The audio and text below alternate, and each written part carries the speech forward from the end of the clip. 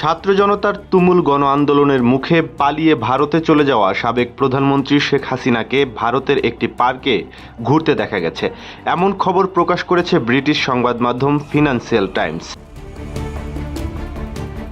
গত ৫ আগস্ট পদত্যাগ করে ভারতে চলে যাবার পর থেকে শেখ হাসিনা কোথায় অবস্থান করছিলেন তা নিয়ে ধোঁয়াশা ছিল।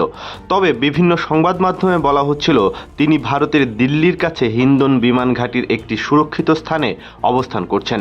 তবে এই ব্যাপারে কেউই নিশ্চিত করে বলতে পারেনি।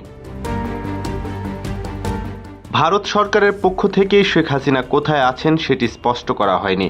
তবে গত কয়েকদিন আগে শেখ হাসিনার ফাঁস হওয়া এক ফোন কলে তাকে বলতে শোনা গেছে তিনি দেশের কাছাকাছি আছেন, চট করে দেশে ঢুকে যেতে পারেন। এমন পরিস্থিতিতে শেখ হাসিনার অবস্থান সম্পর্কে এই তথ্য প্রকাশ করল ব্রিটিশ সংবাদ মাধ্যম ফিনান্সিয়াল টাইমস। কেউ না বুঝলেও আমরা আপনার প্রয়োজন বুঝি, আর তাই তো অত্যাধুনিক ফিচার সম্বলিত বিভিন্ন সাইজ আর কালারের 250-টিরও বেশি ডিজাইন অপশন নিয়ে ওয়ালটন স্মার্ট ফ্রিজ বোঝে আপনার প্রয়োজন। গত বুধবার 18 সেপ্টেম্বর প্রকাশিত প্রতিবেদনে সংবাদ মাধ্যমটি বলছে, গত মাসে ছাত্র জনতার গণ অভ্যুত্থানে বাংলাদেশের স্বৈরাচারী প্রধানমন্ত্রী পালাতে বাধ্য হওয়ার পর থেকে নয়াদিল্লির নৈশভোজের অনুষ্ঠানগুলোতে যে ইস্যুটি আলোচনার বিষয় হয়ে উঠেছে তা হলো শেখ হাসিনা এখন কোথায়।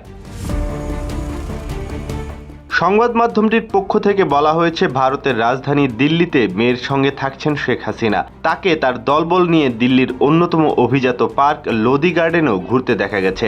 এছাড়া খবরে দাবি করা হয়েছে শেখ হাসিনা ভারতীয় সরকারের একটি সেফ হাউসে অবস্থান করছেন।